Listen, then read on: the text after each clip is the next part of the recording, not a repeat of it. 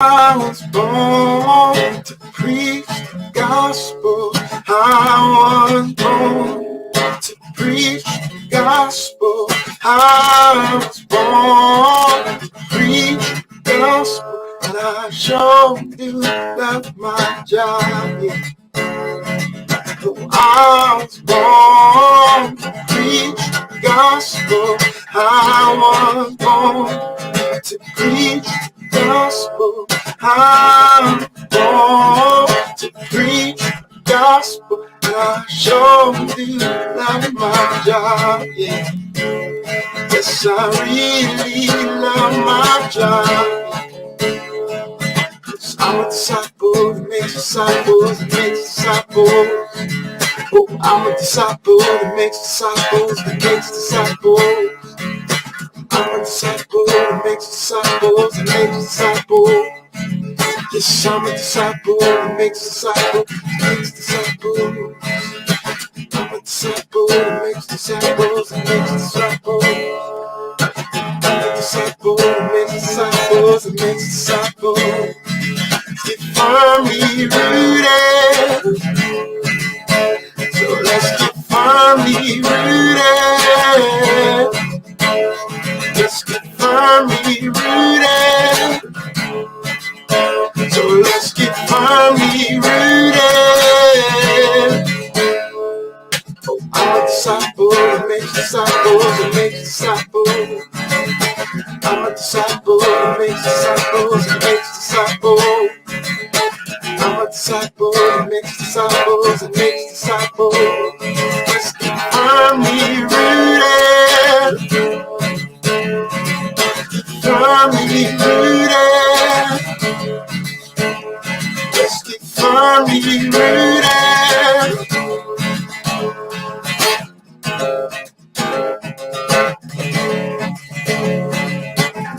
Yeshua, Yeshua.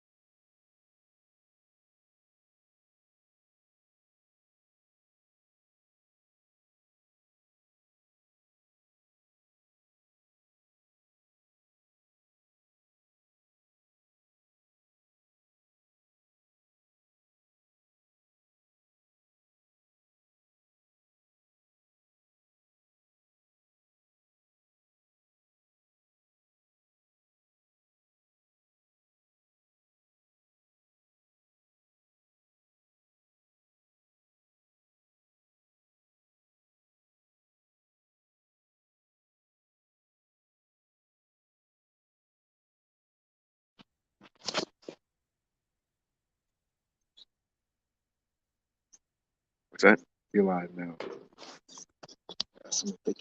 All right, can you guys hear me? Something is going wrong with my computer, so I'm gonna have to figure that out. But tell me if you can hear me. By the way, good morning, Ken Gooch and Bert Reggiani. Can you hear me? Hear me? All good. All right. All right. Let me do this with Aaron's phone, and we'll figure out the computer thing here shortly. There you are. I gotta. So we're getting to the end of chapter 4 of James. We only got one more chapter left, and so over this end of last week, we dealt with this. James has been looking at the Christian life, and he's looking at how our sinful nature works its way in to our Christian lives, and we become I-centric. He says, now listen, you who say today or tomorrow we will go to this or that city, spend a year there, carry on business and make money. Why, he says, you don't even know what will happen tomorrow. What is your life? You are a mist that appears for a little while and then vanishes. Instead, you ought to say, if it is the Lord's will, we will live and do this or that. And notice what he's saying, that it's not wrong to plan. It is not wrong to have a plan. What he's saying is you exit God out. You don't bring God into the plan. We have a tendency to say, hey, I'm in control. I'm doing this. I'm doing that. And oh, God, I'll call on you when I'm in trouble. He talks about boasting and bragging and says that it has no value and no use. But then he says this, verse for today. Anyone then who knows the good he ought to do and doesn't do it sins. We pastors and theologians talk about sins of commission and sins of omission. Sins of commission, things I commit. I knowingly do something that's against what God wants me to do. Sins of commission. I break one of the commandments. I harm someone. I hurt someone with my words. I am not caring and not loving. I intentionally become sarcastic and rude. Sins of commission. So most Christians spend most of their time thinking about the things they haven't done. Like, oh, I didn't do that sin. I didn't do that sin. I didn't do that sin. I didn't do that sin. And we look at all of the ones where Jesus says, you know, don't do this. And we pat ourselves on the back and we say, oh, I didn't do that. What James is talking about is sins of omission, where we omit doing something we ought to do. It's not that I did something bad. It's that I failed to do something good.